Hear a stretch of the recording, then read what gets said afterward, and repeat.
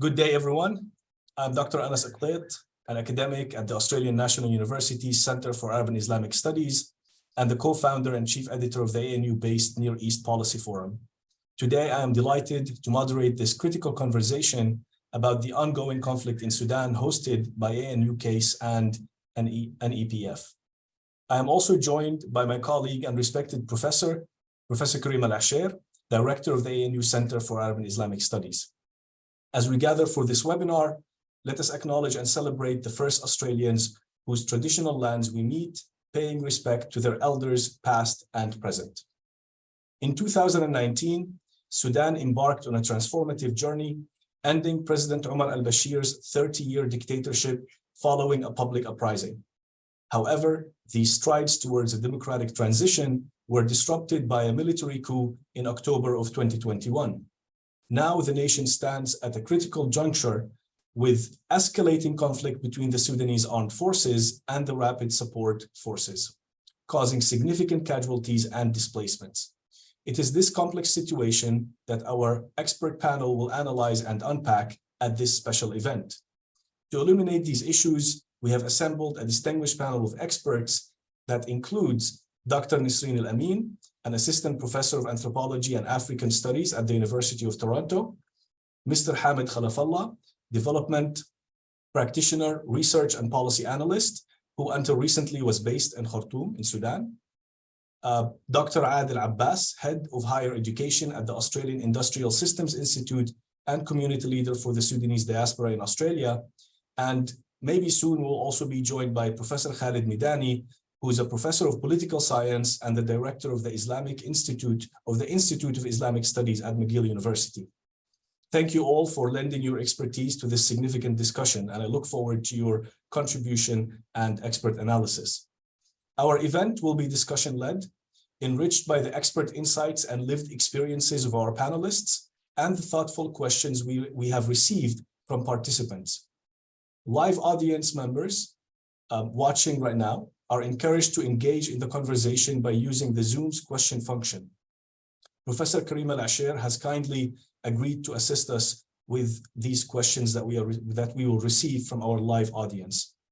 In the interest of time and to maintain a balanced conversation, I ask from our esteemed panelists to limit their contributions to about 4 minutes each as we go through the discussion questions that we have received. Now, and without further ado, I will begin our discussion by directing the first question to Mr. Hamid Khalafallah about contextualizing the root causes of the recent conflict in Sudan. Thank you so much for having me. So basically, the conflict that is now unfolding in Sudan was in so many ways, expected. And a lot of people have predicted it, but the time and the extent of it were not clear, and I think no one imagined it would be this big. So basically, there's a lot of history to go through, but I will try to limit it. So basically, both institutions, the Rapid Support Forces and the Sudanese Armed Forces, were created in a way they would compete with each other, despite a lot of people arguing that they might be, two factions of the same institution, as in the way they were formed and so on, or the way the Rapid Support Forces were formed specifically. But they were created to continue to compete with each other. And ever since they started cooperating, particularly the two leaders, the leader of the Rapid Support Forces, General Mohammed Hamdan al-Hemeti, and the leader of the Sudanese Armed Forces, General Abdel Fattah al-Burhan, it was very clear that their cooperation or their alliance is a marriage of convenience that was, doomed to end and break at some point. And I think there were a lot of reasons that led to this escalation right at the moment. I think both saw that their interests have started to grow against each other and compete against each other. Each one of them wanted, in the post-coup context, after they both cooperated in orchestrating the coup back in the 25th of October in 2021. Now, after the coup, one of them had to be the leaders. They couldn't continue to both lead. The ship needed to have one captain. So basically, this kind of led to the escalation, particularly with the political process that was ongoing, kind of threatening their political projects, although the process was very far from being perfect. But it's in so many ways, it kind of threatened the political gains that they have accumulated after the coup. And obviously, there were a lot of external kind of reasons. The allies of the former regime wanted to kind of create instability in Sudan and to find ways to come back. And they thought this confrontation between the rapid support forces and Sudanese armed forces would give them an opportunity to come back as well.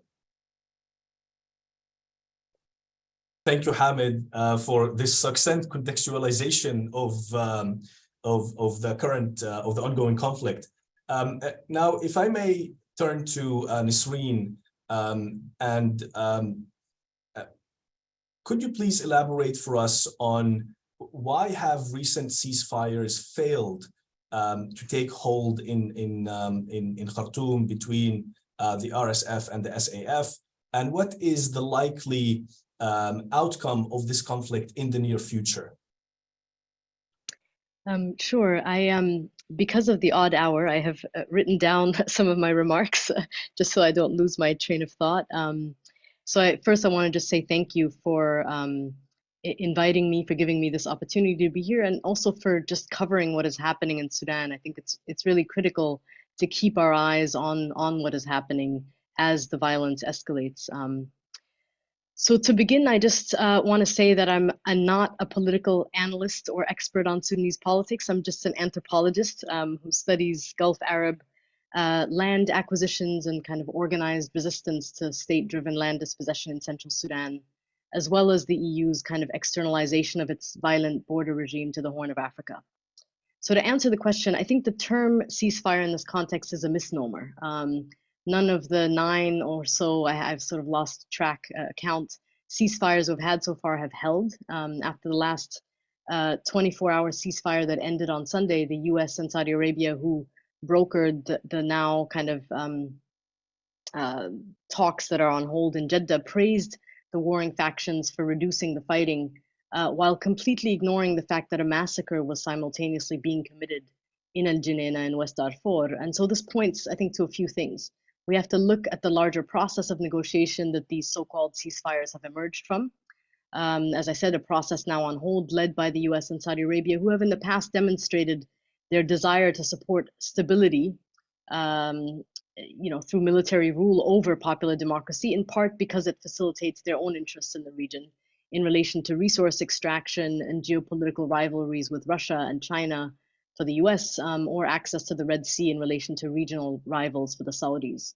The Saudis and Emiratis have invested a combined $27 billion in Sudanese land, real estate, infrastructure, and other kinds of projects over the last 2 decades under the al-Bashir regime. And so for these talks to be held in Jeddah is, in my view, problematic because, of course, in part because the Saudis are looking to protect their investments and the many deals they've cut with military elites.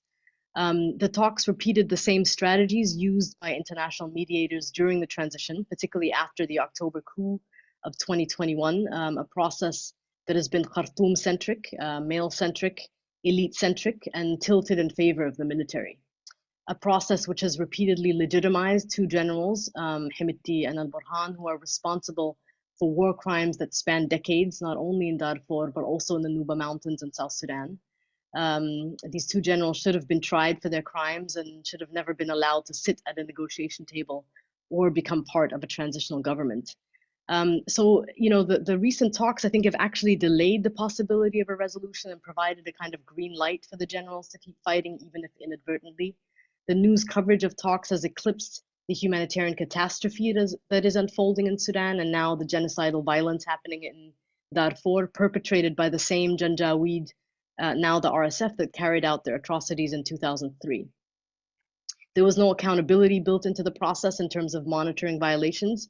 The US just announced a monitoring system utilizing satellite imagery a whole month after the May 11th agreement in Jeddah was signed that was supposed to open up humanitarian corridors for aid. Meanwhile, we have a civilian youth observation network, which has 75 monitors on the ground documenting violations and war crimes and issuing reports that are more robust than those of the official monitors. There have been no punitive measures following these violations, like freezing the assets, for example, of the factions. The sanctions the US released recently targeting individuals and companies tied to the warring factions should have, in my view, been implemented a long time ago, in 2019, after the June massacre at the sit-in, for instance, or at the very least after the October coup. The question of how to pressure external actors like Egypt, the UAE, Libya, Russia, and others to stop fueling the war as they wait to see who emerges victorious was also not on the table, or how to deal with the fact that many countries surrounding Sudan have essentially closed their borders, denying people the right to seek asylum and effectively trapping many of the 1.7 million Sudanese who have been internally displaced inside the country. Because Sudan has been under sanctions since the Clinton era, Saudi Arabia and the Emirates actually wield more power in terms of the SAF and RSF's assets and power, which means US sanctions are going to be less effective, especially at this stage. And then, of course, most importantly, and this is my last point, there were no civilians at the table again, right? During the transition, we saw the most popular grassroots democratic elements of the revolution purposefully excluded from the transitional government. And so even the civilian bloc began to increasingly represent elite interests. And now in Jeddah, we saw no civilian actors whatsoever. There have been some conversations in Nairobi. IGAD just met and is trying to kind of reconvene negotiations, but we have yet to see an effort emerge that seriously centers civilians, particularly those marginalized during the transition, namely the thousands of resistance committees and independent unions and civil society groups that have been the backbone of the revolution, carrying and coordinating the humanitarian relief effort during this war. And these are the same groups representing the majority of Sudanese who have been demanding a full transition to civilian rule since December of 2018, demanding that external actors stop their damaging forms of interference and resource extraction. And in my view, they are the only actors capable of helping the international community figure out how to stop this war, because they're also the only ones who will prioritize a sustainable peace. Thank you.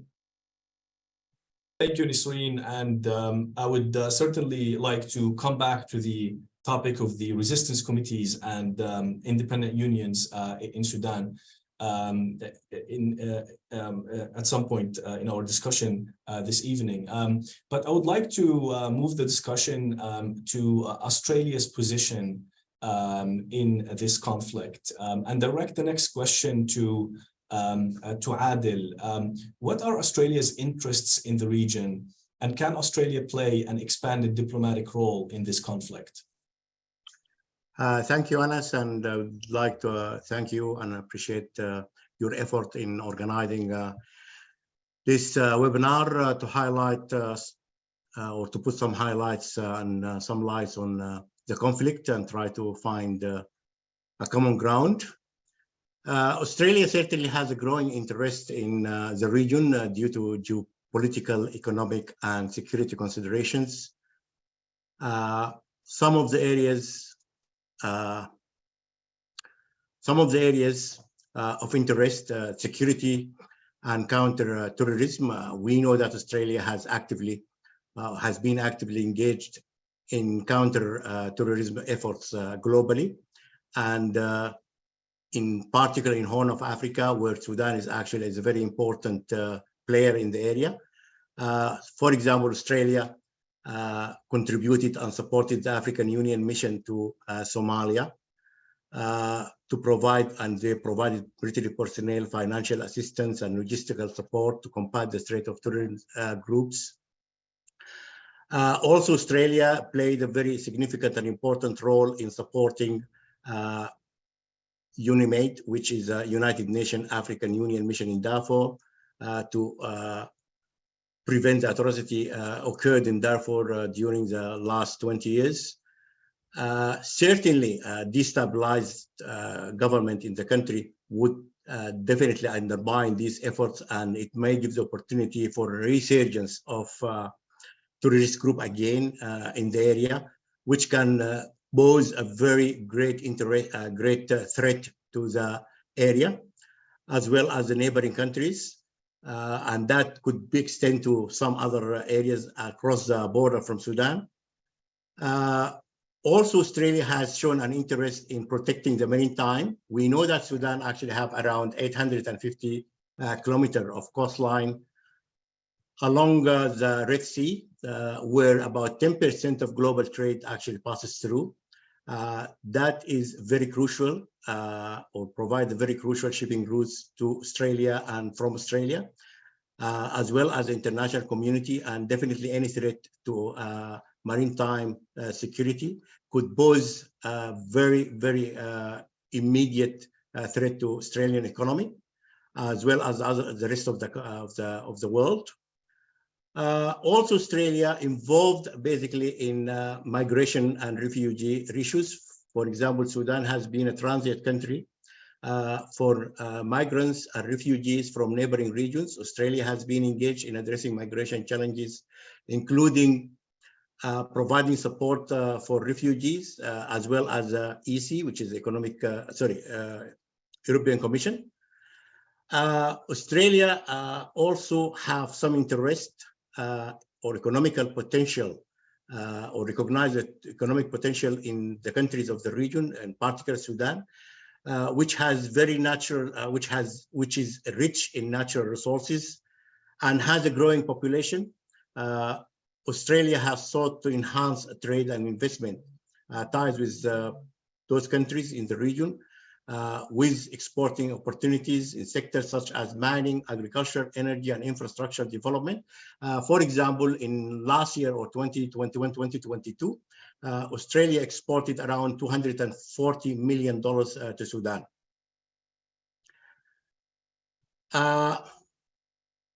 These basically were the interest of Australian interest in the region, and in particular in Sudan. What diplomatic role Australia can play in the current conflict? In fact, Australia can have a very important role in short term and in long term as well, or in medium term. Immediately, what we are looking for example, Australia can play a great important role in advocacy for peaceful resolution to the current conflict.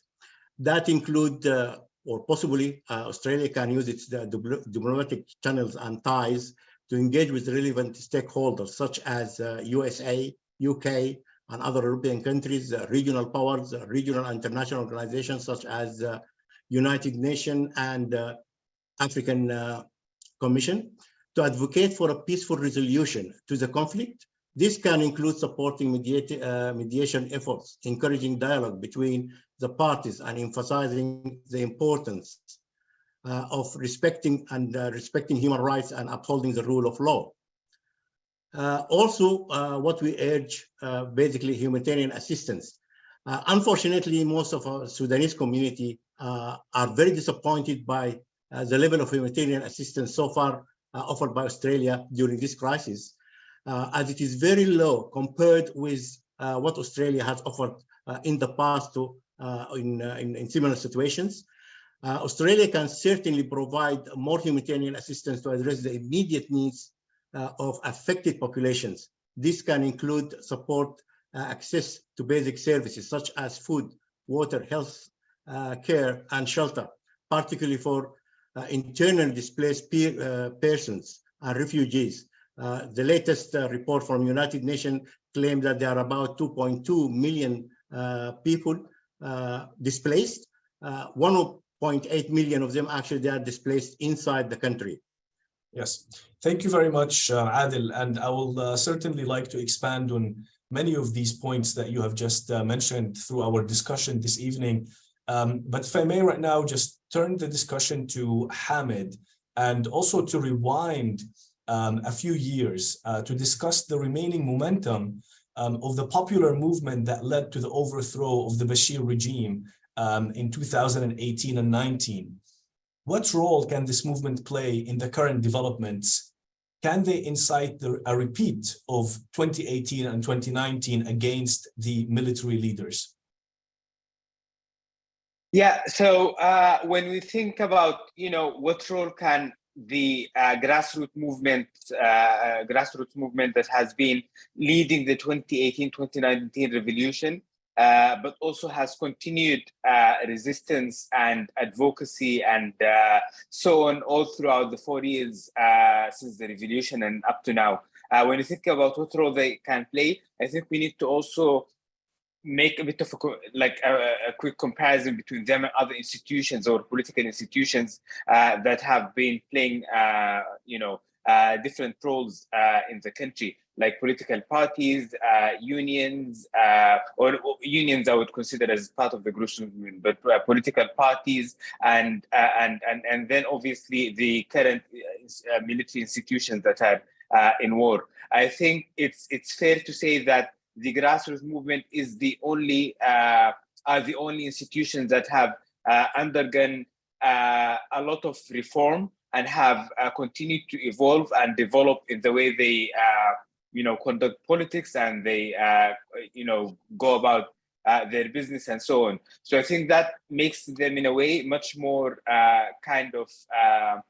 legitimate, hold stronger legitimacy and credibility in terms of playing important roles in the current context and as we move forward.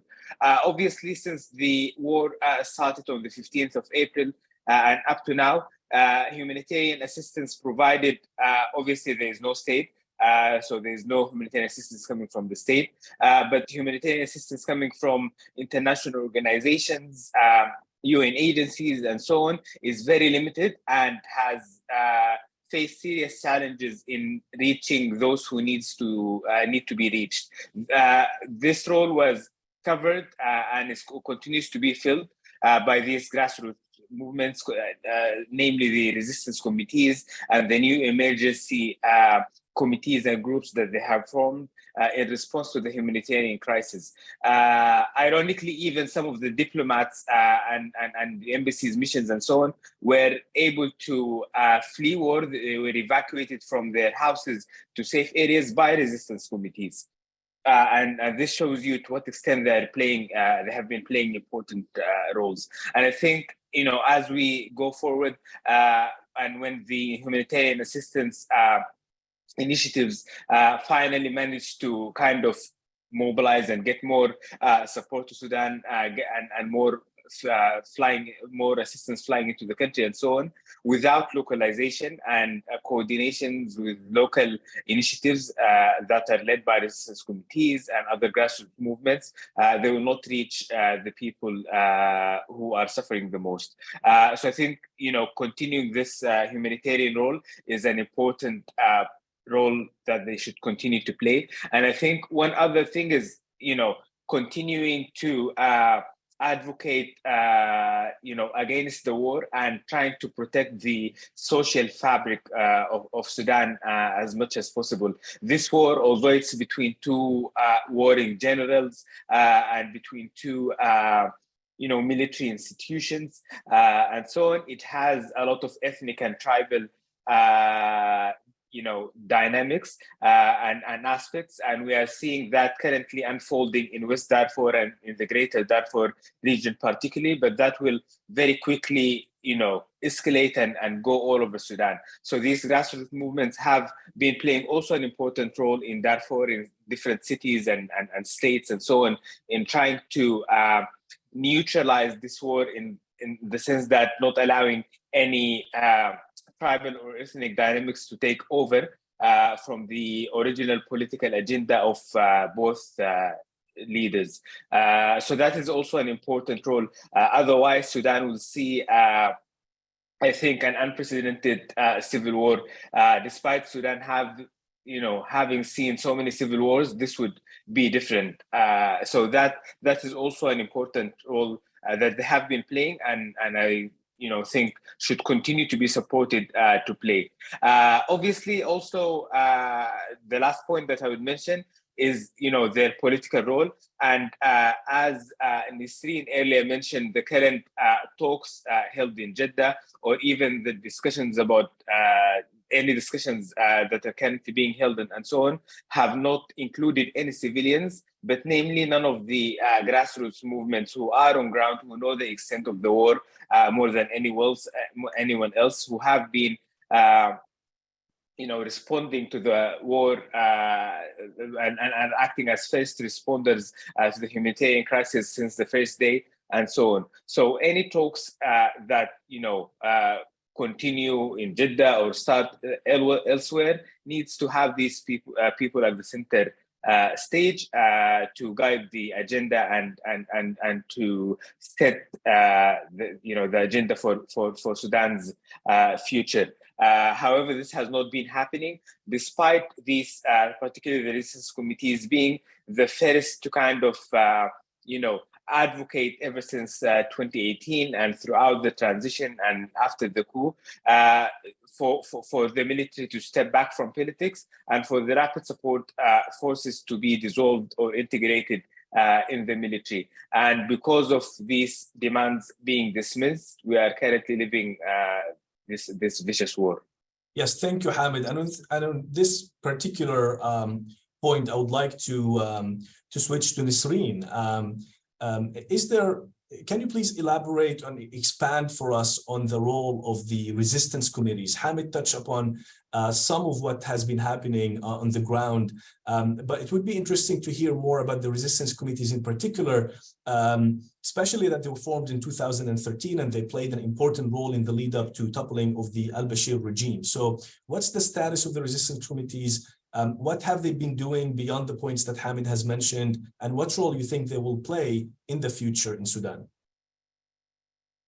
Yes, I mean, I think this is a really important question, in part because they've been, they play such a big role on the ground, but they generally don't get centered in discussions around the kind of political future of the country. So as you mentioned, they sort of formed, around the kind of 2010s as groups organized at the neighborhood level, both around kind of filling the gap around like the state provision of services, but also organizing protests against the al-Bashir regime.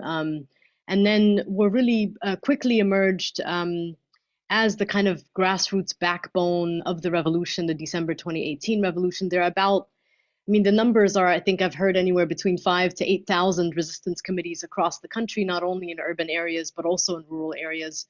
And I will just say that they have, during the transition, while they've been sidelined from the transitional government and any form of negotiations that have happened, in part because of their own stance that they did not want to be legitimizing or being in partnership with the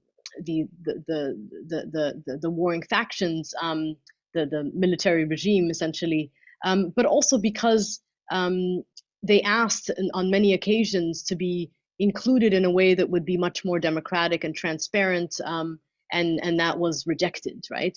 These negotiations have always been closed door negotiations. They wanted them to be open. And so during the transition, we saw them really fill the void that an absent state essentially left, right? In the sense of like coordinating the COVID awareness campaigns, fixing schools that were being dilapidated, etc., and continuing to organize protests.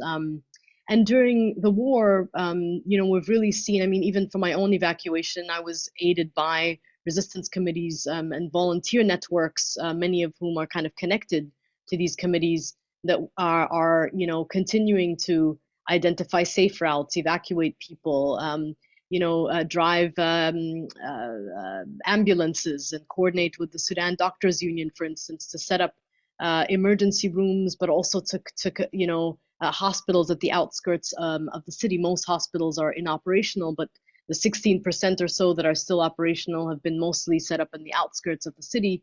and they've been helping, aiding with that effort, distributing food, medicines, and there's mostly with not much outside support, or only with the support of maybe the diaspora in terms of funding and so forth. So I think they've shown, and I should also say that during the transition, they put out a revolutionary charter and a kind of blueprint for what the transitional process should look like, and that again was also ignored by those kind of at the negotiation table, by even the civilian bloc that increasingly sort of represented more elite interests, if you will. And so I think that too, they have never really been given the opportunity, the sort of support to see some of those proposals through.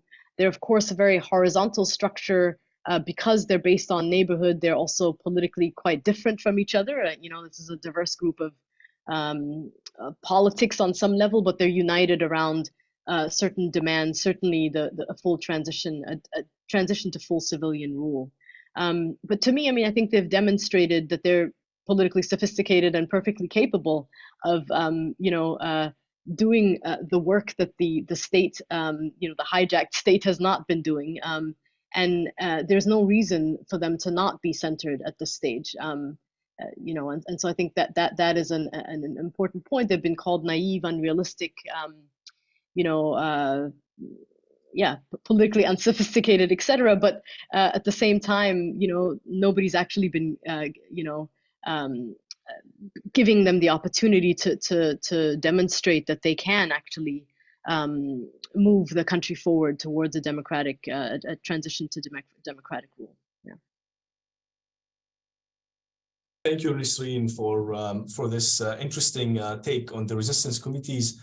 Now I would like to come back to Australia again and direct the next question to Adil on the reaction from the Sudanese community in Australia regarding the ongoing conflict in Sudan, and also what more can be done in your perspective as a member of the Sudanese community about the ongoing conflict from Australia. First of all, I would like to say that we have some members of the community were actually in Sudan with their children and their families during the early weeks of the conflict. They had to go through the emergency evacuation. Some children experienced actually the traumatic impact of the war and the emergency evacuation. So these people might actually need some form of assistance at some time. Also, I would like to emphasize on the fact that most of the members of the community have very strong ties with Sudan, as most of them, their families, they are still living in the country, and they are directly affected by the current conflict. Also, some members of the community have very serious concern for the safety of their family members and friends in Sudan, and individual members are engaged in providing financial and emotional support to their extended family, which could be an added burden on very limited financial resources the members of the community have. And also, in addition to the increased cost of living, which everyone is under feeling stress now here in Australia. What happened actually, the majority of the community are engaged in activities to raise awareness for the need of humanitarian support to victims of the conflict in Sudan. And most of the members are engaged in activities such as protests, contacting Australian advocating peaceful and quick resolution to the conflict. The activities included protest, fundraising activities, and ongoing engagement with Australian politicians and policymakers to address the situation in Sudan. There were a number of organizations. I noticed that, for example, the medical practitioners in Australia and in New Zealand, they engaged actually in fundraising activities so as to support or send medical supplies to the affected regions in Sudan. Also, for example, a number of associations was being established. One of them, for example, the Sudanese Australian Advocacy Network, also which is under establishment. It is actually planning to organize some events, again, to help in fundraising and again support the community and support the people in Sudan. What more can be done? I would say, for example, again, here we need something that which urgently need to be done by, for example, humanitarian assistance. We believe that the government can allocate additional resources for humanitarian aid to support Sudanese community affected by the conflict. This may include funding for food, water, healthcare, and shelter for displaced individuals, which currently are at around 2.2, both in Sudan and those who have sought refuge in Australia. We are having a number of people who are actually visiting Australia, and now they become as refugees in Australia. Also, we are looking for consular assistance. The Australian government can provide consular services to its citizens with Sudanese background. My latest information believes that there are about 100 Sudanese Australians living in Sudan or in Khartoum. These need some form of special assistance and counseling. Also, we need to refugee and migration support. Australia can ensure efficient processing of refugee claims from Sudanese individuals who may be seeking asylum due to conflict. This includes provide appropriate resources for settlement and language support and access to education and healthcare services.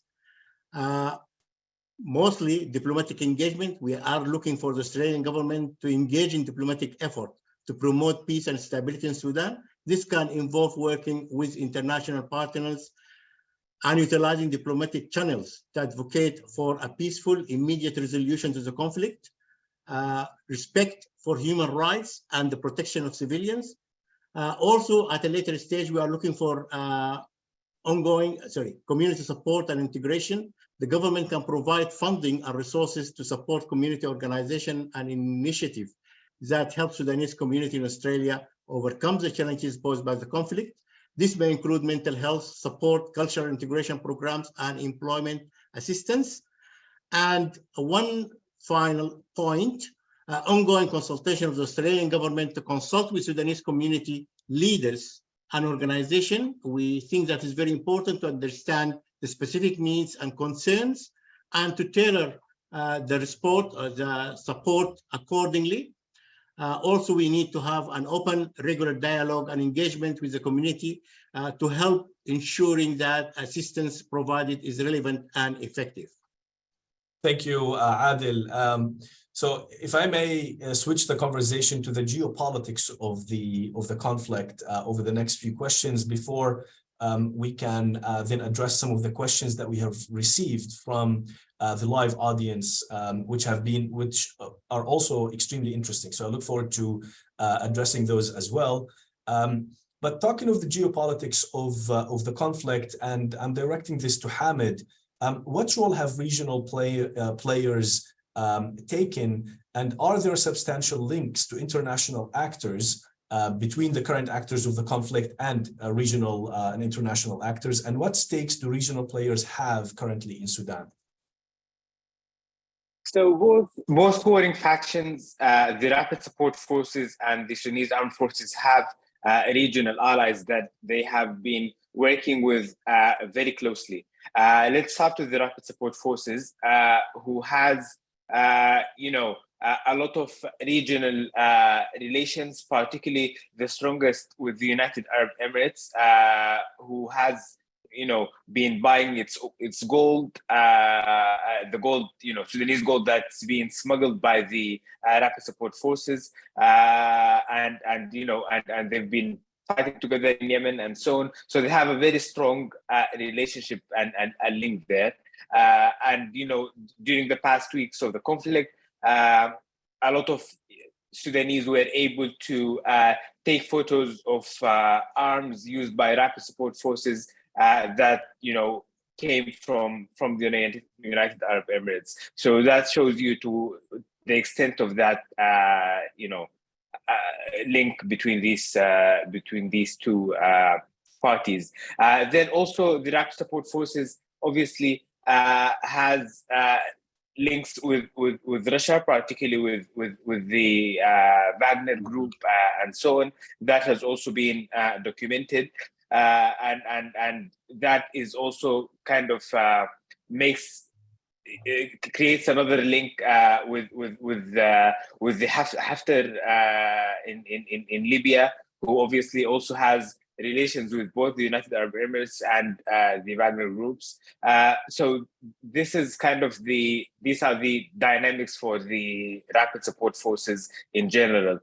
For the Sudanese armed forces, they have very close ties with Egypt, with the Egyptian army specifically. They have been, they have had a lot of security and military agreements over the years, but lately they have been working very closely. When the war, before it actually started on the 15th of April, there have been escalations between the rapid support forces and the Sudanese armed forces in Marawi, where there were Egyptian, troops there. Allegedly for training purposes, where the military staff and the Egyptian military were coordinating on training and military training and so on. So that is a long-standing relation between the Sudanese army and the Egyptian army. And then also there are other, regional dynamics here and there. Saudi is involved, but it's a bit kind of in an awkward position because it supports both SAF and RSF. Israel is involved, but it's also in some way in an awkward position because it's also supports both parties. But there are also smaller kind of linkages here and there. For instance, there's the opposition in Chad that has also some links with the rapid support forces, the Central African Republic, and so on. Obviously, Ethiopia also has some stake in, stake in Sudan, but also kind of doesn't have a pronounced support to the rapid support forces. But if it had to choose between SAF and rapid support forces, I would suggest that it would go with the rapid support forces because SAF has that relationship with Egypt, and then there's the whole issue around the Grand Renaissance Dam that Egypt and Ethiopia are at, going through a difficult time because of it. And so on. But yes, a lot of regional dynamics, a lot of regional interference in this conflict, and both actors are definitely are able to sustain fighting and could potentially be able to continue fighting for a lot longer because of these regional linkages and support that's coming from regional countries.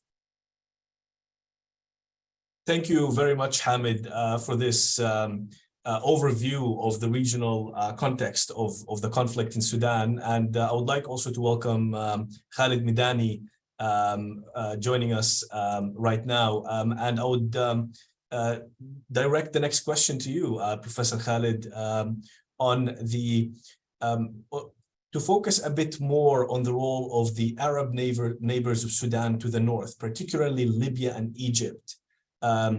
What are the dynamics of their involvement in the conflict currently, and where do you see this dynamic in the future? Thank you very much, Professor. I apologize for coming in late, some technical issues.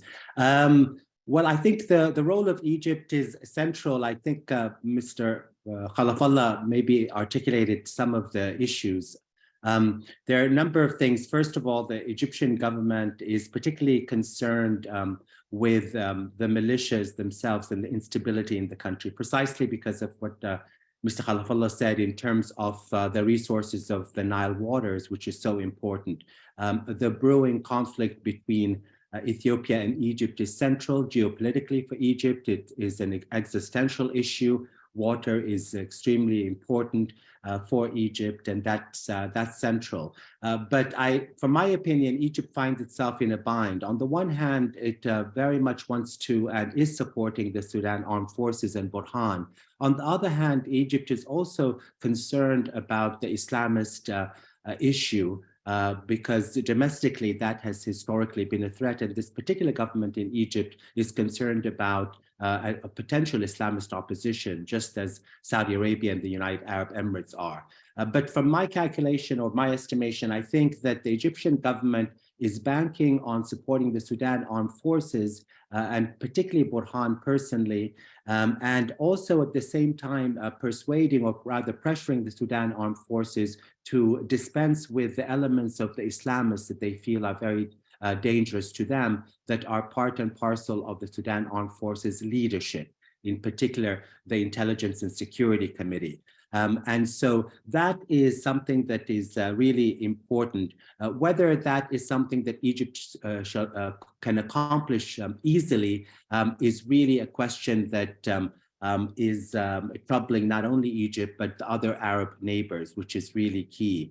The issue of Libya, of course, is really central. Number one, not only because of Haftar's relationship to Hemeti, and there are some reports coming mostly from the United States that that there is support, logistical and even financial, to Hemeti Dagalo in this particular conflict. But I think more important than that is the relationship of the Wagner Group and Russia in Libya, and the wider region, the wider Sahel. While we talk about Russia and Wagner's role in financing and smuggling the gold, and in particular, frankly, also training many of the, in the past at least, many of the foot soldiers of the rapid support forces, that's extremely important and is a direct connection. But I think, as Mr. Khalafallah also mentioned, there is something larger here, and that is Wagner and by extension, Wagner's relationship to Russia and Putin's relationship in the Sahel, in particular the Central African Republic and Libya. And here, the geostrategic calculation of Libya and its relationship to the Wagner Group in the region is something of great concern to the Western allies, as well as, of course, the Arab neighbors. And it's also really part and parcel, I feel, of the calculations of the United States of America in trying to find a resolution to the conflict in a way that would both secure a form of stability, but also would ensure also Sudan's alliance with United States and its allies, such as Saudi Arabia. And so both of those kind of elements are important. Number one, Egypt's concern with stability and support with Sudan armed forces, while it simultaneously wants to, let's say, dispense with the Islamist elements in the Sudan armed forces. And of course, Libya, which has both direct influence, but I would also argue more importantly at this moment, its relationship to Russia and Wagner, of course, through Haftar and the Central African Republic that we don't often talk about, the wider kind of scramble, or let's just say competition, over not only Sudan, but as Mr. Khalafallah mentioned, the wider Sahel region. Thank you, Khalid. And I would like to direct the next question to Nisreen. Following that, we can move to the questions that we have received from our live audience. Nisreen, and building obviously on the geopolitics angle here, what have been the responses to the humanitarian situation from neighboring states, especially in terms of border crossings and refugee flows? Yeah, I mean, I would say, we just talked about external actors here, Egypt and the UAE, which of course the UAE does not border Sudan. But I think it's important to mention that, the majority of people coming out of Khartoum in particular have tried to leave, and who are trying to leave the country, not everybody is, but have been trying to get through the border with Egypt. And very recently, the Egyptians announced new visa restrictions. Before the war, basically everybody, the only people who needed visas were men under the age of 40, I believe. Am I correct in that? I think that's what it was. 50, okay. And so what they've now implemented is, there were other sort of small restrictions in between, but the latest has been basically everybody, including children, the elderly, need visas to enter Egypt. And we have to remember that this is a desert border. there's not much infrastructure. You know, the humanitarian, there's at least when my relatives tried to get through, there were no humanitarian aid organizations stationed there providing shelter and food and so forth. And so we have heard of cases of people dying of dehydration at the border, and the Egyptians have been processing visas at about a rate of 100 visas a day. There's about 7,000 people waiting. So you can do the math in terms of how long the wait is to get through. And so, you know, and similarly, I mean, I think the one border that perhaps is more open, but it's more difficult to sort of get there is South Sudan. The rest of the countries have effectively closed their borders, denying people the right to seek asylum. And, you know, you have countries like the UAE who canceled the visas of Sudanese nationals. And so I mentioned Egypt and the Emirates here in particular because of what we talked about earlier in terms of the kind of external engagement here. These are also the countries that have had, in some ways, the most damaging impact or have fueled the war. And so I think that is important here. In terms of the humanitarian effort, I would say it's been too little too late, generally speaking. You know, we saw the first kind of shipments of humanitarian aid come in about 2 weeks into the war. And you know, for me, you know, when we evacuated from Port Sudan, we evacuated with a lot of the international aid workers, foreign workers, and you know, I was thinking at that time, like, what happens, right, next if this entire kind of infrastructure leaves? And of course, people have been trying to get back in, but they've been denied permits. And part of the question for me was all these ships that are coming in to evacuate people, why didn't they arrive with some form of humanitarian assistance? Why did it take 2 weeks for that to arrive? And you know, it's been, even to this day, you know, if you talk to people in Khartoum, a lot of my relatives are still there. You talk to people in Darfur, there's been very little humanitarian assistance that has reached the places hardest hit, where people need it the most. And that is especially concerning because we're coming up first with the planting season just starting, and people that I've been in touch with in rural areas have not been able to plant, or don't have enough at least to anticipate, you know, a decent harvest, which will increase kind of food insecurity. And I'm talking here about the Jazeera, which is actually hosting about 2 million people that have come into the region, mostly from Khartoum. So that's concerning. And then you have, of course, the rainy season that is going to start, you know, usually like end of July, August, that will make it much harder for people to, you know, access, right, in terms of flooding and so forth, for people to get humanitarian aid into the areas most needed. And it'll also probably lead to communicable diseases like malaria, cholera, and then of course the lack of medicine will make that more deadly. And so I think there's an urgency here, and in terms of we're at the brink of a real humanitarian catastrophe here if aid doesn't start reaching the places that are hardest hit. And even in terms of the aid that has been pledged by the United States and other countries, it's actually, if I can say, quite minimal in comparison to what could be pledged, what has been pledged, for example, in the case of Ukraine. And so I think that is of concern. You know, just to add to what Dr. Adil was saying earlier, I also think that, you know, in terms of humanitarian visas, we saw United for Ukraine visa programs in Australia, in Canada, in the US, and the same has not been done for Sudanese.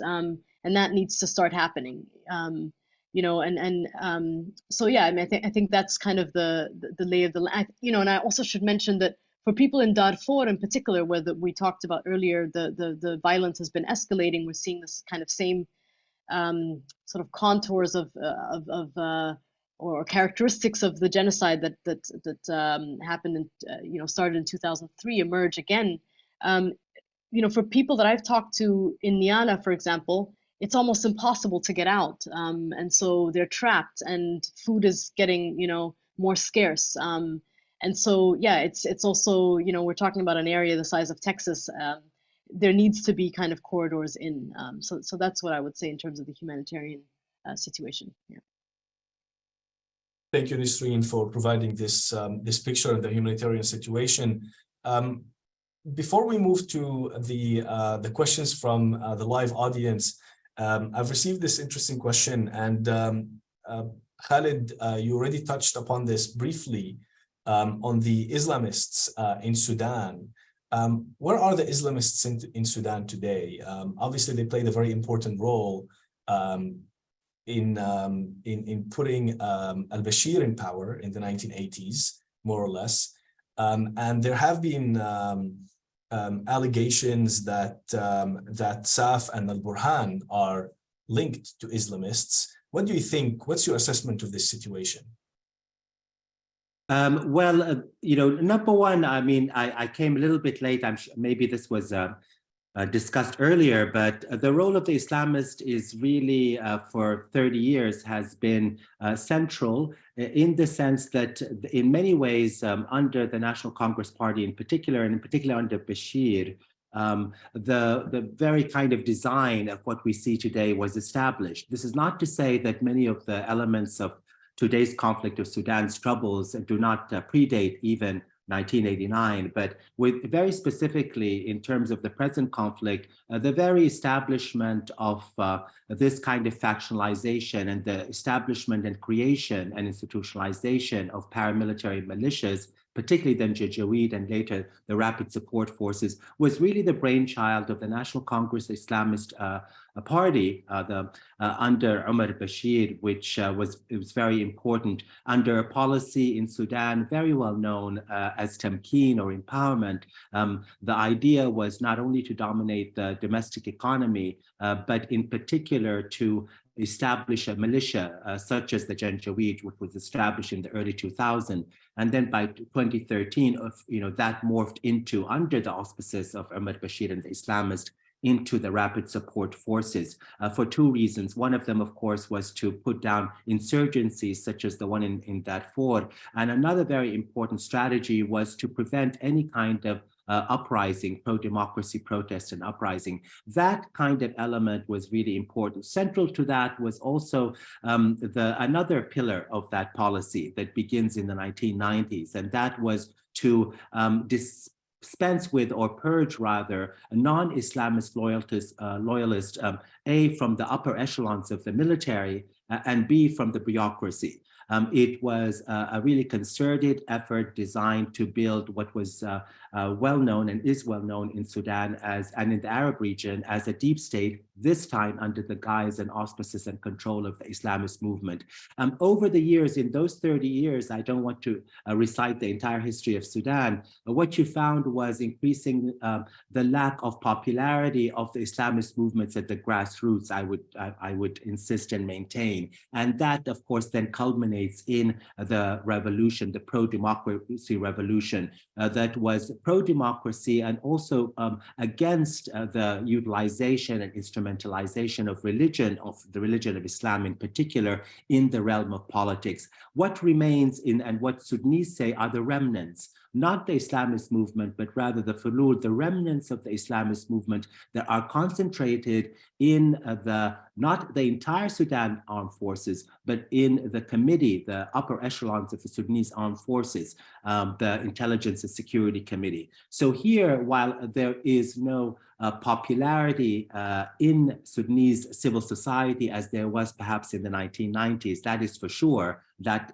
was really evident by the revolution. There is still at the decision-making level the influence of very prominent Islamist activists, many of whom have been released in prison. They were released from prison after April 15th. What that means is that Burhan finds himself in a bind. He himself is, by most estimation, is not necessarily the hardline Islamist of the 1990s as such, but he has no other constituency in Sudanese civil society. When the head of the military does not have a constituency in civil society, that leads to two things. One of them, he was historically, since even his coup, unable to find anyone to actually form a government with, which is central, and B, of course, that has left him under the vulnerability, even if you don't want to categorize him as a hardline Islamist, with nowhere to turn except to those remnants of the Islamist movements at the upper echelon of the military. And this is something that I think is not always understood.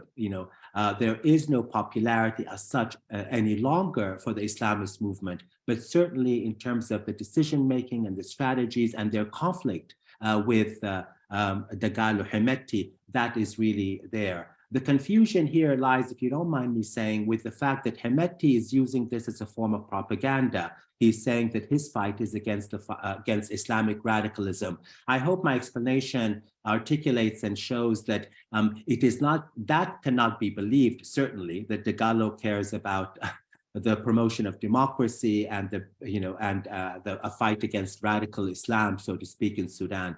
But what I'm trying to explain is that while that may not be true, historically and in terms of the elements at the upper echelons, Burhan finds no recourse but to depend, at least in this moment,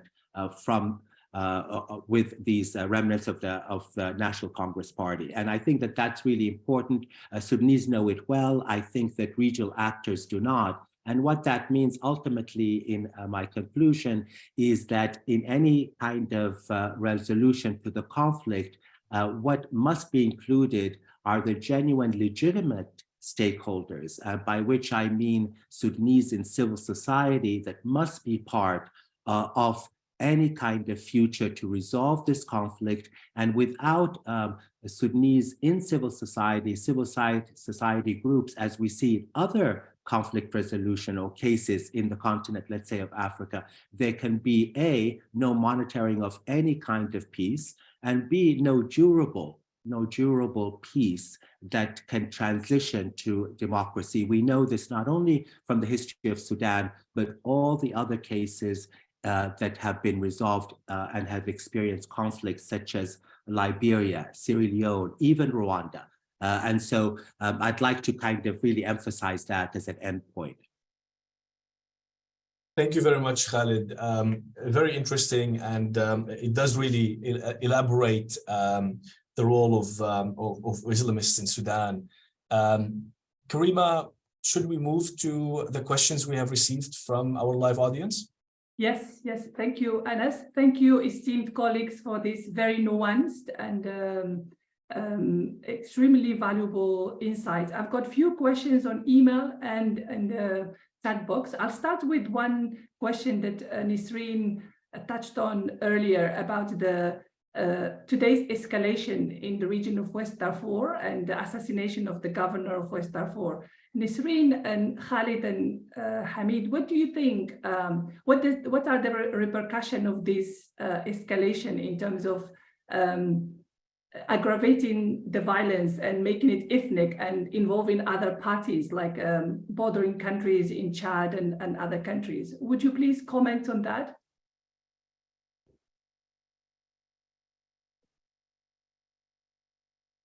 Happy to go first, and then others please add.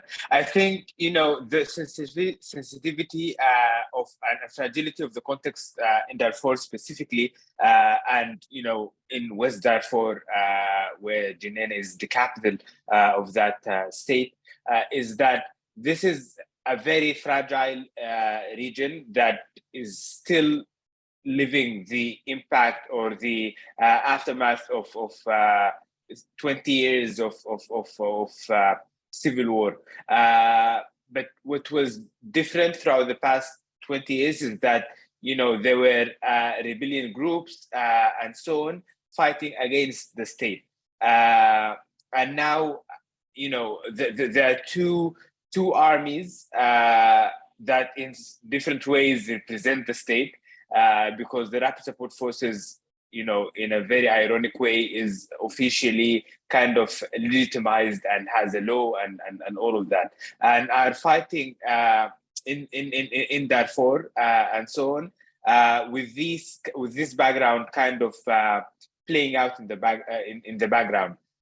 So whatever they do in Darfur will not only be about them, rapid support forces and Sudanese armed forces fighting, will be about so many other things. And this is what has happened in Darfur. In the first few days, there were confrontations between SAF and RSF, and then it became more communal and tribal, particularly because of the ethnic divide that is in Darfur, and also because of the ethnic dimensions and tribal dimensions that the rapid support forces enjoy. So that kind of complicates how things how would play out in Darfur. A lot of analysts now are looking at what's happening in Darfur and how this war has ignited yet another kind of confrontation between different ethnic groups and so on, and are seeing, a lot of the characteristics of what was happening in Rwanda just before the genocide. So this shows you how this is very dangerous. I did want to add to that, if you don't mind. There is no question that the instrumentalization on the part of the rapid support forces and the military as well of ethnicity is part and parcel of the dynamic. But the reason I wanted to intervene is that the United Nations and Volker Perthes in particular has already decided that they would once again frame the very roots of the conflict, and have warned of a kind of inter-ethnic and communal conflict, and have already labeled it potentially a genocide. I think that's the wrong way to go. Historically, the notion and the framing of genocide in Darfur has undermined our understanding of the conflict. And also it plays into, if you don't mind me saying, what is in the self-interest of the rapid support forces and its leadership, by which I mean that this incident is really absolutely has inter-ethnic consequences, but at its very core, it really is, as Mr. Khalafallah noted, it really is a conflict between the Sudan armed forces and the rapid support forces. I am concerned that this labeling of it being intercommunal would represent a picture that is false. That number one, that there are many people in Darfur that are supportive of the rapid support forces or Hemedti. That is absolutely untrue. The number two, that somehow there is this distinction, automatic and clear, between the so-called Arab Darfurians and those of African descent. That is untrue. That marker is, and we've traveled to Darfur several times, and Darfurians will tell you that marker is really marked, like in other Sahelian countries, through linguistic markers and modes of living. It does not explain, for example, two things: the historic intermarriage and between all the different ethnicities. That's number one. Number two, and I think this is the most important, what has happened is in Darfur in recent years, and including following April 15th and this conflict, is really a struggle on the part of all Darfurians to try to resolve the conflict through cooperation. This framing of this conflict as genocide undermines the very processes of peacemaking and intercooperation between Darfurians that are evident. You just have to Google what local groups in El Geneina and in Al-Fashid, Niyala, specifically Niyala and El Geneina in Darfur, that have worked very hard and continue to work to actually resolve these conflicts at the level of society. This framing now promoted, unfortunately, probably unintentionally, I don't know, by the United Nations, that this is a genocidal war, or one that has the potential to reach a genocide, intercommunal conflict, does not explain the roots of the conflict, and most importantly, it stands in the way of Darfurians themselves, who continue to hope and work very hard to return their society to some kind of peace, not only politically, but also in terms of economic livelihood, the kind of livelihood that can only be really sustained in Darfur, like other Sahelian countries, through cooperation across clan and ethnic groups. So this is why I really wanted to insist on that particular kind of intervention, if you don't mind. Thank you. Thank you, Khalid. Nisreen, do you have something to add to that? Do you want to come in? Yeah, I mean, I think one thing I want to say is that part of what we're seeing happening is that the RSF, its representatives, have been kind of co-opting this language of kind of anti-Islamist, pro-democratic rhetoric to justify their kind of tactics, right? And you know, the violence and the strategies that they perfected really in Darfur over the last 20 years that have now come to Khartoum in terms of occupying people's homes, using sexual violence as a weapon of war, looting, and so forth. And I think we saw, for example, I think it was last week, the an RSF representative who's actually a Canadian citizen, but Sudanese Canadian, meeting with EU officials. And I see a little bit of a kind of positioning of themselves as an ally in the war on terror, even though they're terrorizing people on the ground. And so I think that's something to keep in mind in terms of the propaganda machine or the information war, if you will, that they're trying to wage, and the reality on the ground and the disconnect between the two. I mean, I think I generally agree with both of what was just said, but I do think that listening to my friends on the ground, they see some of the same things that happened in 2003 being repeated, and at the same time you see, as Dr. Madani just said, especially earlier in this war, groups actually signing a kind of agreement to to sort of resolve conflicts in order for it to not become sort of intercommunal, and that in of itself did not really get reported on, and is, I think, critical to understanding the ways in which these two factions have instrumentalized ethnicity, but also have kind of undermined traditional, I don't know if the word traditional is the right one, but yeah, maybe traditional methods of conflict resolution that have really existed for decades, and that continue to be undermined by state elites, military elites.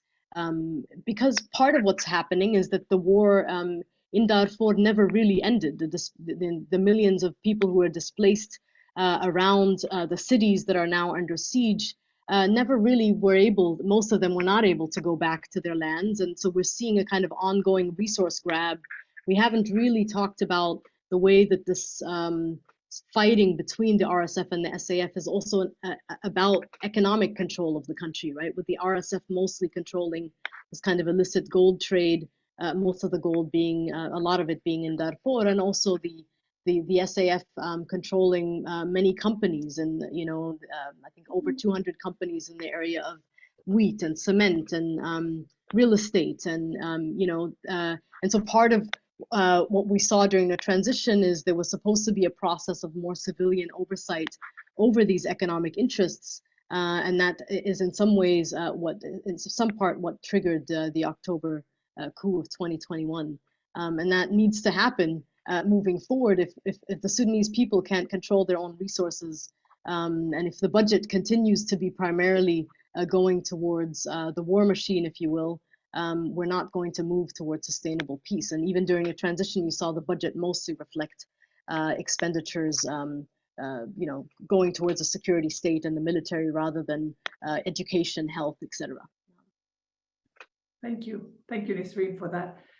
I have a few questions now on the chat box. So I'll start with this one. And Khalid, I would like you please to address it. It's about the fact that Sudan has always had armed conflict throughout most of its history. What is distinctive about this round of conflict in terms of the social forces and regional dynamics or institutional actors? And I have another question, please, to Nisreen and Hamid as well, if you can take them together, because I'm conscious of the time. What's the role of the GCC state? Do you see them as hindering, obstructing, helping, or blocking a unified Arab response, or working on their interests? Do you see them as opening a space for negotiations? Thank you. I'll start with you, Khalid, please. Okay. Well, thank you for the question. What is different, I think, are a couple of things. One of them is that, unfortunately, Sudan's history has been marked even a year prior to its independence in 1956 by civil war. And the historic partition in 2011 of South Sudan. That has been the central conflict until 2002, 2003, when the conflict in Darfur emerged. That does not mean that there weren't other forms of conflicts in Sudan, but the central story and the history of modern Sudan has been marked by the conflict between the North, the central government, to be very in particular, and the successive governments, both authoritarian, that is military, and civilian, the short-lived civilian democratic governments that were not able to really keep Sudan together. That conflict took on very much not only political ideological roots, but it was absolutely constructed in both linguistic, ethnic, and also racial terms. That, of course, led to the partition of South Sudan in 2011. The partition of Sudan of 2011 set in motion what we see now. It is directly linked to this conflict. We don't have time to go through all of it, but prior to that, there was a stability on the part of the authoritarian regime of Omar Bashir, for two reasons. One of them, that there was some element of a constituency, that is, there was still the Islamist movement that had some kind of popularity, not overwhelmingly, but among key elements in Sudanese civil society, particularly in the financial and economic sector. That was really important. Another was that when oil was discovered, that becomes really important and becomes really important following after 2005 or so. And that really fueled and financed the patronage system that maintained the rule of Omar Bashir. When 2011 occurred and South Sudan partitioned, all of that went away. The oil, the majority of which is in South Sudan, basically went to South Sudan, undermining the financial assets of the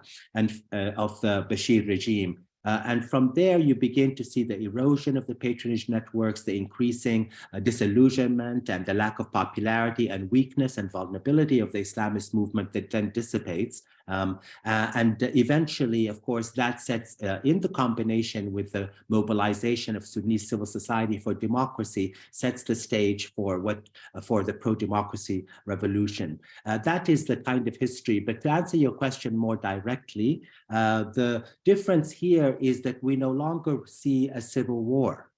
This is not a war between Sudanese in civil society and military forces. This is a war between two military institutions that cooperated and partnered for two reasons. One of them, of course, was to maintain their political power, despite the kind of real leverage and influence and pressure of the majority of Sudanese in civil society. And two institutions, and particularly two generals, that partnered in order to maintain their wealth, their vast wealth that they accumulated through illicit, violent and coercive means, and that is why they maintained their partnership for so long. It's only in the days right up to April 15th that both of them calculated, for a number of reasons, that they had to really fight each other, because it was a fight to the death in terms of who was going to control the military and who was going to maintain wealth. And I will leave the question of the GCC, the Gulf countries, to my colleagues, except to say that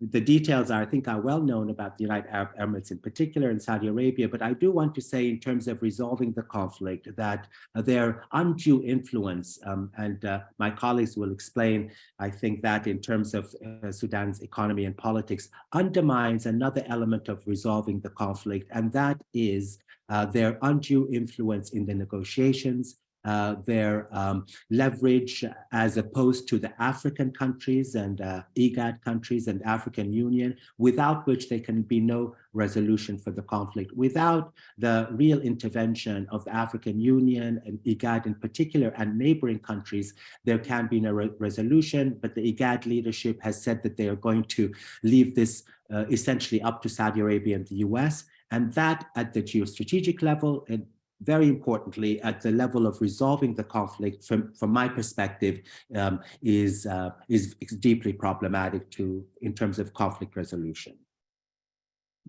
Thank you. Thank you very much. Hamid and Nisreen? Nisreen, do you want to go on the GCC question? I think that.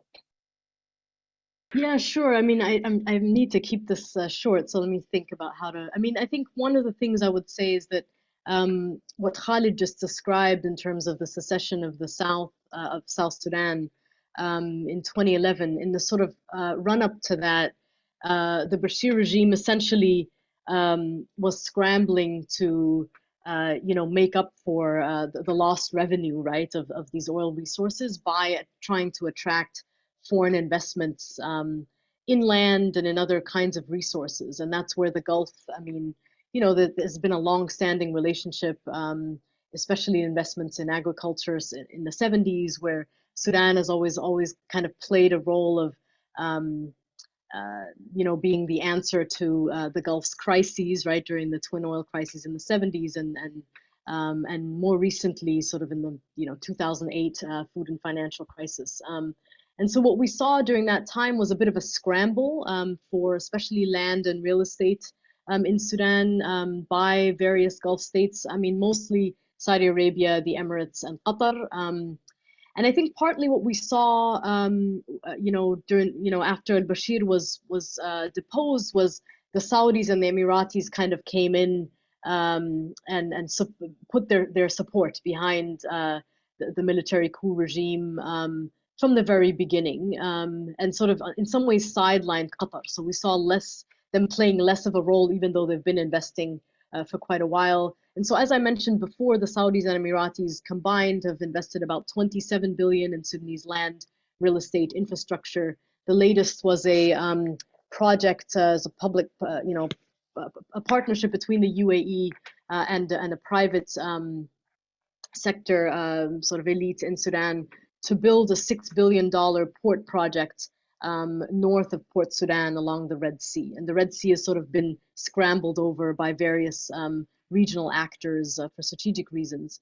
And I think that is very dangerous in terms of the UAE, first of all, that port project undermining the national port, them then being able to control what comes in and out of the country more, being able to extract resources in more efficient ways. They're supposed to be, building a private toll road, for example, to some of these business projects that they've built.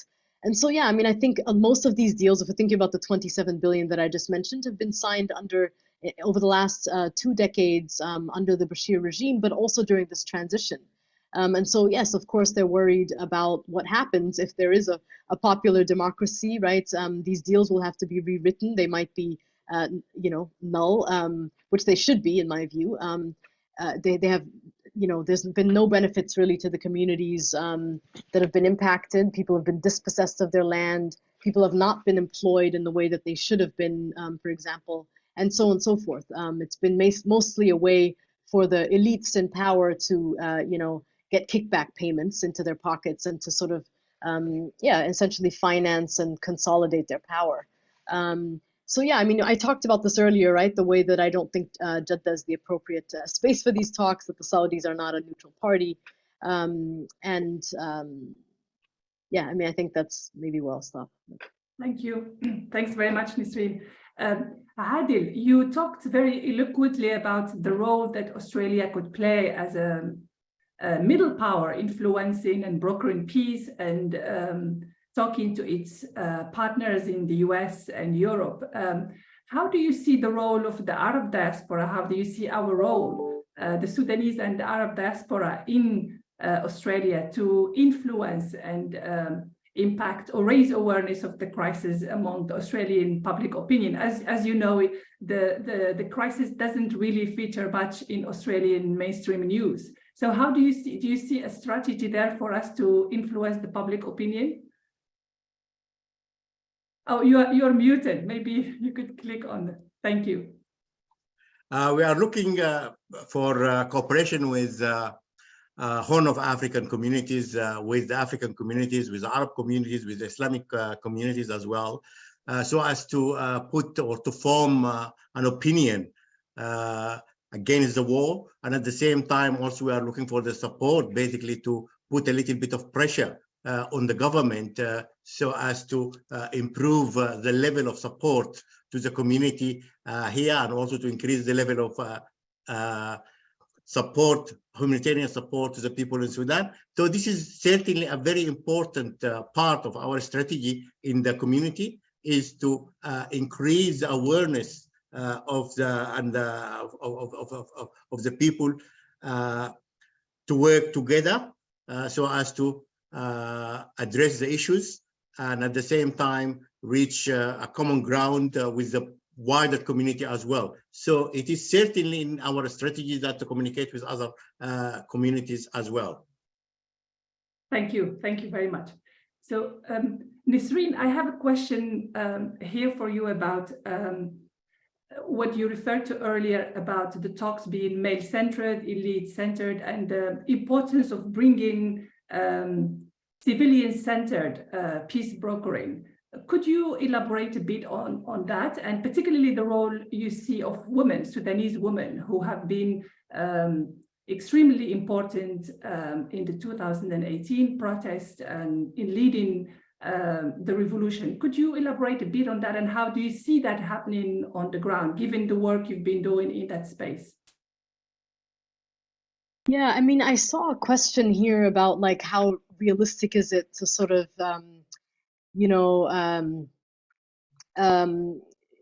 follow the call of the popular democratic forces on the ground that have been marginalized through this transitional process, or through during the transition, to kind of center them. And I think the thing that I want to emphasize here is I'm not necessarily, I think to stop the war, of course we need these military, the RSF and the SAF need to be pressured to stop the war. But after that, after the war ends, and the war will end, I just want to say that emphatically, because we don't have another option but for this war to end. After that ends, I think there needs to be a kind of, the international community needs to take a step back and have its engagement guided by the civil society groups, the unions. We didn't talk much about the kind of actors in rural areas, like the Farmers Union, and other kind of independent unions that have been also very active on the ground. And of course a lot of women-led feminist groups as well that are part of kind of civil society and are part of all of these groups, right? Whether they're resistance committees or unions. I mean, women have been at the forefront from the very beginning. And what we saw really is that the people on the streets during the protests, right? Mostly, the majority were women, the majority were young people. And yet, the people at the negotiation table, the people in the transitional government did not reflect that, right? And that in of itself tells you something. So I think the more we center these civilian actors, the more we will see women and the people most impacted by the violence at the table, right? Guiding any kind of international engagement moving forward. And these are the people who have from the very beginning been warning us against the various steps that international mediators took, against legitimizing these war generals, against kind of entrenching their power, legitimizing their power, economic, political power. And so I think what we need right now is to listen to them. We haven't. The international community has not listened to them. They have not actually taken their revolutionary charters seriously, or their plans for a blueprint for what a transitional process and to a full civilian-led democracy might look like. And part of that is perhaps the domino effect that could have if we really truly had a popular democracy sort of from the bottom up in Sudan. Sudan borders 7 countries, right? What might that mean for neighboring countries that have authoritarian regimes?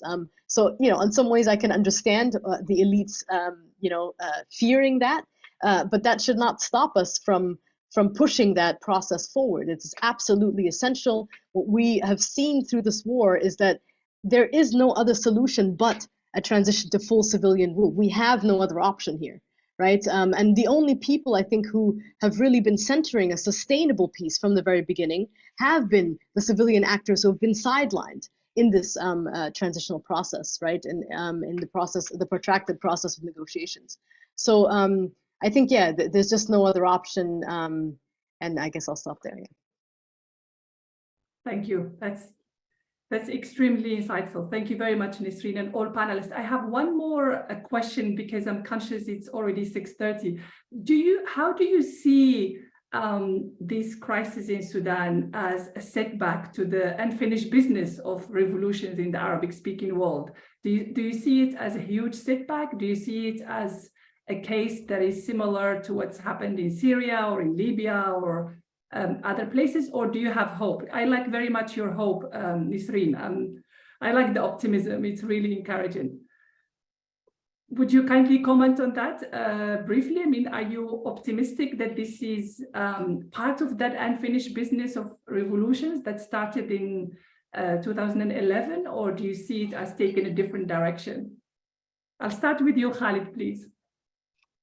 Well, I want to echo Dr. Alameen's, optimism, and let's just put it, or hope, which I think is really important.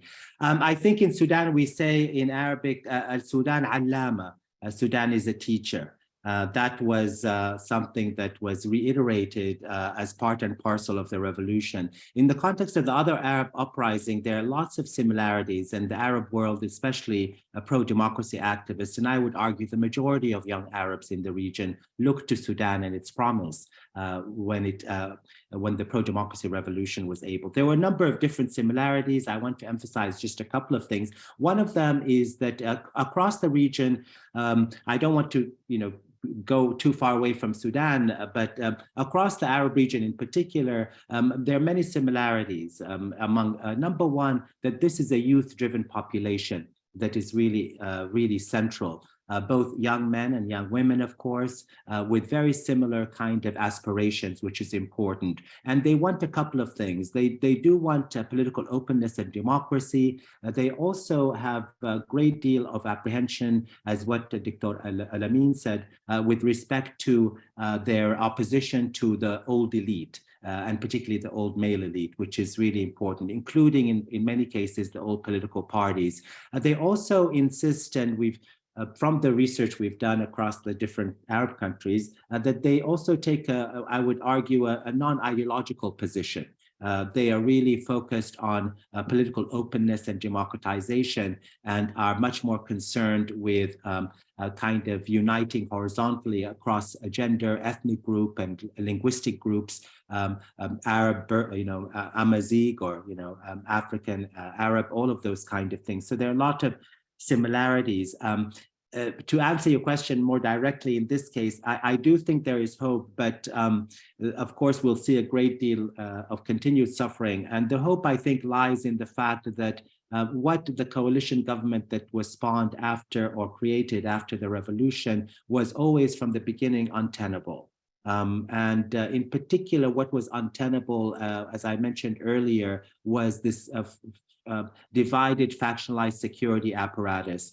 No country can progress forward. In the other countries, in the Arab countries, the security apparatus, the coercive apparatus has been very strong. That has stymied democratization. And I don't have to give you examples. I know you know what I'm talking about. In the case of Sudan, the hope here is, for democracy in particular, is that that you have the restart of a military and coercive apparatus that is not strong, because the war that's ongoing is a result of the precise weakness of the coercive apparatus, the precise factionalization of the military establishment. And so in the post-conflict era, as I agree with Dr. Al-Amin, 100%, the war will end, and it has ended in Sierra Leone, it has ended in Liberia, it has ended in many African contexts, and those countries have transitioned to a form of democracy. I see that in Sudan.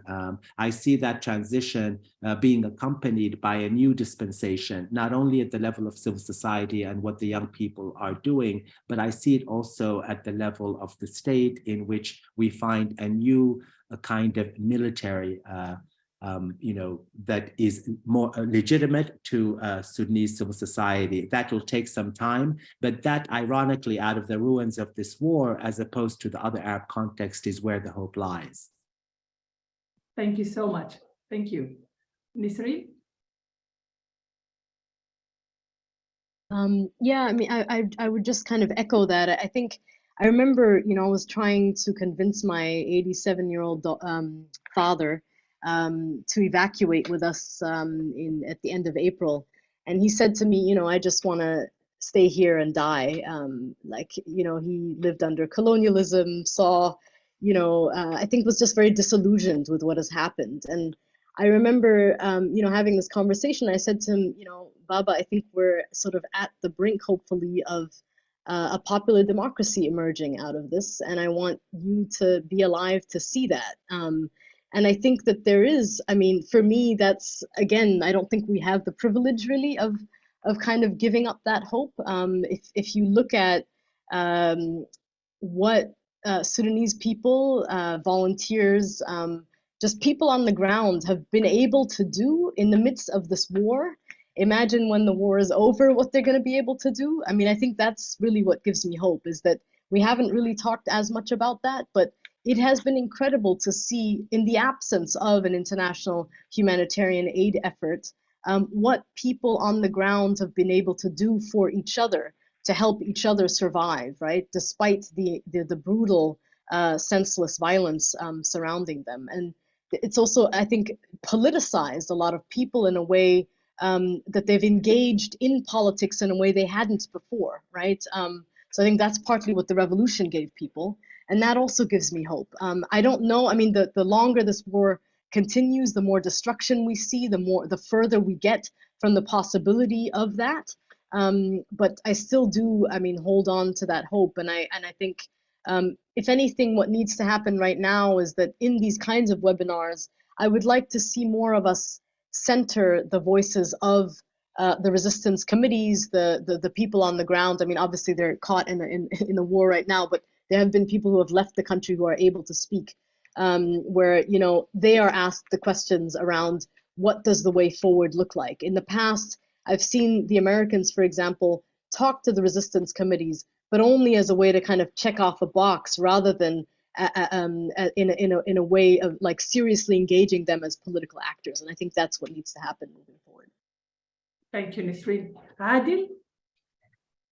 I hope that to share the optimism like Nisreen and Khalid, but unfortunately, and I hope I am wrong, I don't share the same optimism, because I think there are so many external factors that have an impact on the situation in Sudan now, and that in fact leads to the escalation of the problem.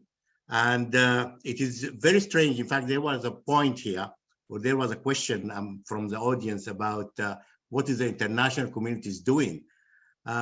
Unfortunately, or I don't know, a couple of days or 3 or 4 days ago, the United Nations Secretary General announced or said that the situation is actually getting out of control.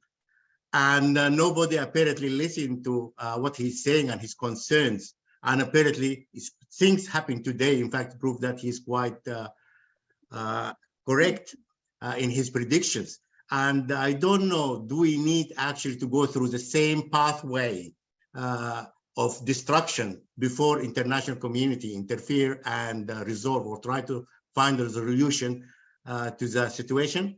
I hope I am wrong. I hope the thing settles down, but in my deep heart, I don't feel that the things are going down the right track. We live in hope. Hamid. Actually, I'm I'm a bit torn between hope, but also appreciating how complicated things are. I think I am more hopeful than,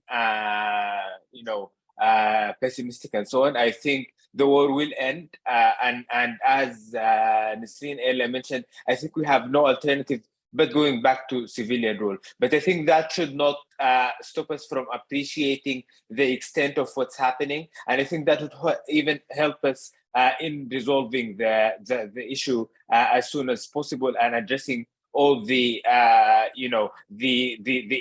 impact that the war is currently causing. We are, as you mentioned, also I think we are living an unfinished democratic transition. I think what's happening now has to do with some mistakes that were committed during the democratic transition with respect to security sector reform and so on, but it also kind of has linkages way back before the revolution and so on. So there are a lot of factors that are playing out now, and to address it, we need a bit of a comprehensive kind of approach, but also an approach that looks at the whole country. So the war that's happening in Khartoum, for instance, is very different to the war that's happening in Darfur. And that is something that's important. I think we have not spoken enough about Darfur today, but I think we need to continue speaking about what's happening in Darfur and how it's very serious. I slightly disagree with Dr. Madani. I think it is what's happening between SAF and RSF is the main event now, but I think the ethnic and tribal dimensions in which it could continue to play out and take a turn that is very different to what's happening now. I think the likelihood of that is very high, and that would be catastrophic on all levels. But I will end and hope again, and I think the war will end soon, hopefully. Thank you. Thank you, Khaled. Thank you, all colleagues. It's been a privilege listening to all of you. I'll hand back to Anas for the concluding remarks. Thank you so much. Thank you very much, Karima. And I'm glad that we are finishing on this positive note. So at the end of today's event, I would like to extend our gratitude and thanks to our esteemed panelists, Dr. Adel Abbas, Mr. Hamid Khalafallah, Dr. Nasreen Amin, and Professor Khalid Midani. Thank you very much for contributing to tonight's event. I hope that through this event, we have been able to provide an informed overview of the situation in Sudan to our Australian and Asia Pacific audience, something that, as far as we know, has not been done until this point. So we will continue to discuss the situation in Sudan, and we hope through similar events in the future, we'll continue to raise this very important topic. And finally, I would like to thank Professor Karima Al-Ashir for her support and contribution to tonight's event. And I would also like to extend my thanks to our team at the ANU case behind the scene, Miss Zoe Davis and Miss Heather Chow for their support. Thank you everyone for joining us tonight, and see you next time. Have a great evening. Thank you, everyone. Thank you. Thank you very much.